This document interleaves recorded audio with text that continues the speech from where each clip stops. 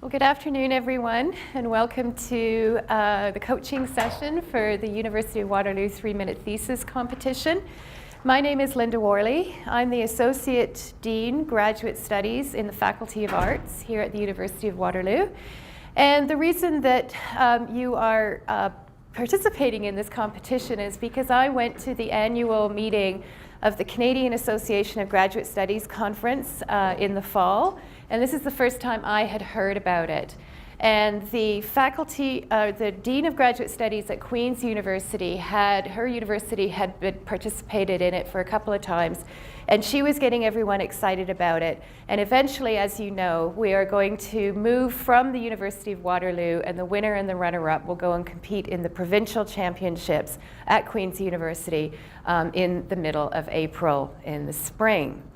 So I don't think I need to tell you an awful lot about the 3-Minute Thesis competition itself, since you have all of that information on the website, and I'm sure that you've perused it very carefully, which is why you are here. So what we're hoping to achieve today in this session is to give you some basic concepts to work with and think through about how to make your presentation as effective as possible. So partly this will be about developing very good communication skills. We'll talk a little bit about the nitty-gritties of the competition.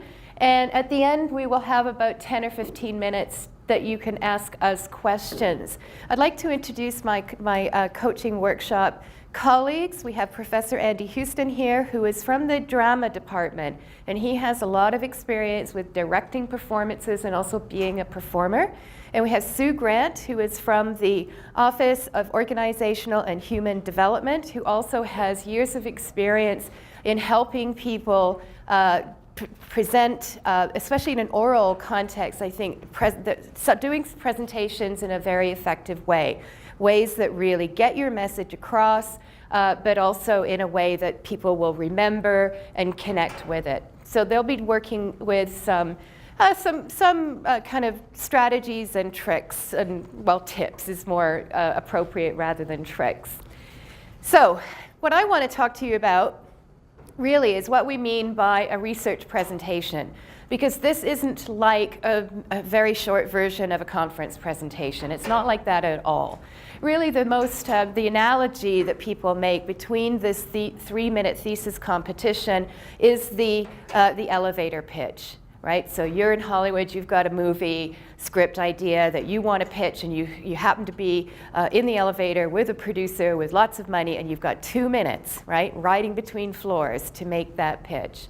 So that's partly the analogy that we would use. But it's also an opportunity for you to explain what we know is very complex, deeply theoretical, very concisely historicized and contextualized research ideas in clear layperson's language so that anybody can understand it, and so that you can convey the essence of the research that you are conducting here at the University of Waterloo. This is good for the university, of course, because it communicates what we are doing here in our different disciplines and different faculties to a wider public.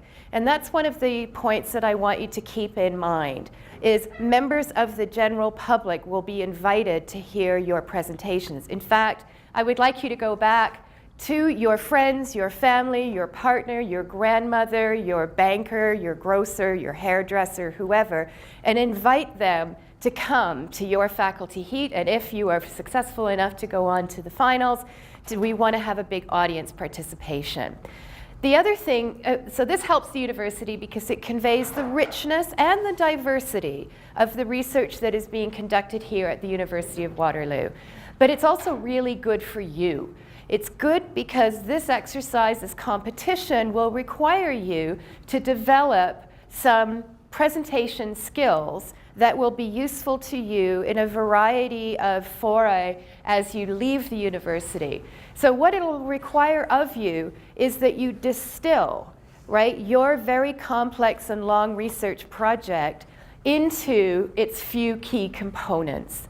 And I'd like you to think about research here when you're presenting your research, not so much as presenting the topic of your dissertation, though of course, or your thesis, of course that's what you're writing, but as presenting your research questions and your ideas about those questions, right? So that's what research is, really. It's intellectual inquiry. And so think about what are the questions that you get really excited about, that you know are urgent, about what are the context of those questions, what are the critical debates that you are engaging in, and perhaps most importantly, why are those questions worth asking? Or in other words, why does your research matter? Now, not everyone is going to have a research project that has easily and clearly identified sort of applicable goals, right? The cure for cancer, a new gizmo, whatever it is, a new procedure. But every graduate student's research has impact. It's just measured in different ways. So you also need to be able to articulate not what the impact is for an academic community, because that's what your supervisor, your peers, when you go to academic conferences, when you're publishing, that's your audience.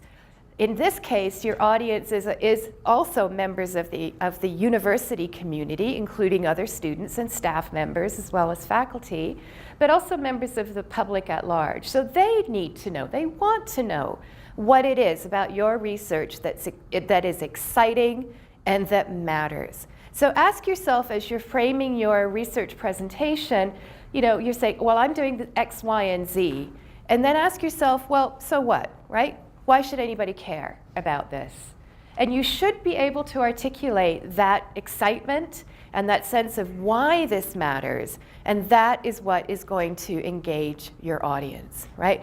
So don't think of it as being, an abstract of your dissertation, because that too is aimed at a very specifically academic audience.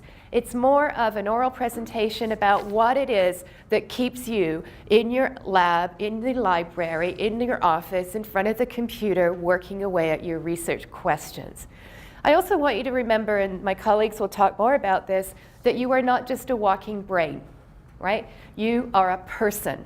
You are a person who has passion about his or her studies, and you will be in a room talking to other people. So it's that human connection that we really want you to convey.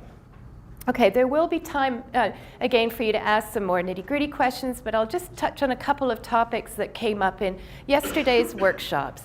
One has to do with the slide. We're focusing mostly in this workshop on your kind of effective communication practices, but the slide, of course, is also part of the communication apparatus that you will be using here. The slide, so you need to be able to think about sort of the graphic design of the slide, and there are basic rules of thumb. You don't need to put your name and your topic on your PowerPoint slide, because there will be a PowerPoint slide that introduces you, that the chair of the committee or the judging committee will flash, right? So your name, your supervisor's name, if you have one, and the title or topic of your talk will be on an introductory slide. So you don't need to worry about that.